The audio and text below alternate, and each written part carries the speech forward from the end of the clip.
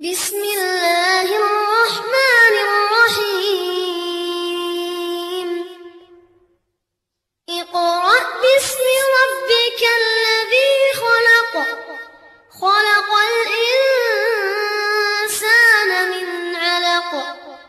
اقرأ وربك الأكرم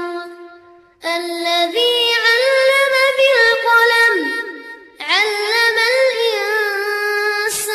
ما لم يعلم. wattu bi itam xam nga dama ko wax Seyid Cheikh waxtaan ba sore na ma ne ko li ñoo faral di wax naan lil waarisi maa lil mawruusi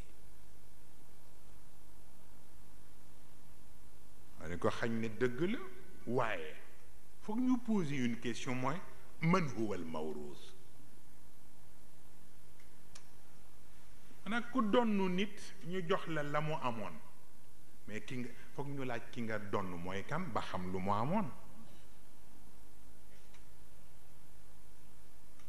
foog ñu xam ki nga donn mooy kan ba xam lu mu amoon tey di tey dafa baax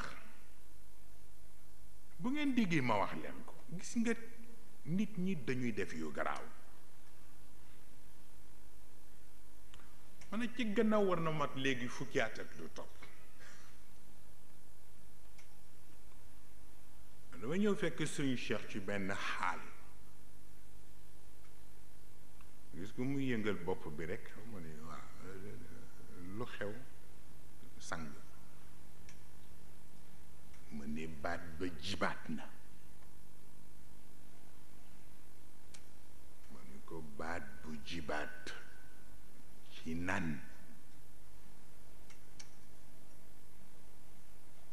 ni ma baat ba jiboon ci sa dund maam Xalifa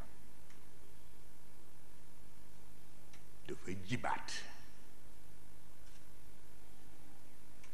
dafa am njaboot yu toog fa ñu toog wax ni Sëñ Babacar barke rek la am waaye xel mi sorewul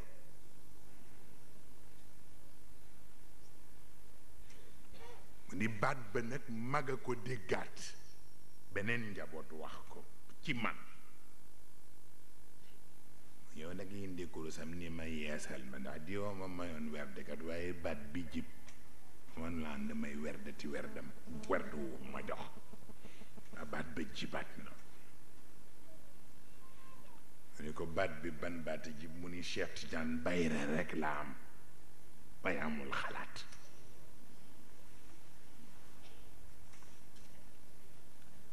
mu ni ko bàkk nga njaag nag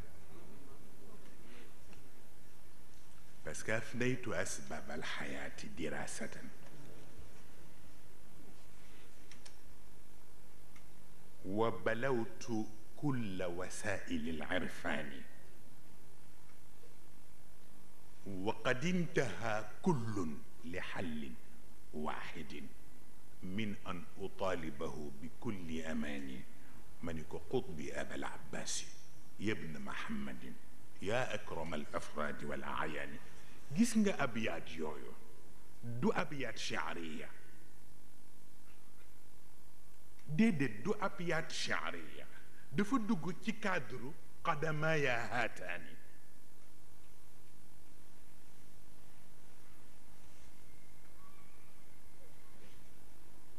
délégation de pouvoir la moo tax min ladun aadama ila nafxi fi suur du deñ du deñ mu tax dafa am boroom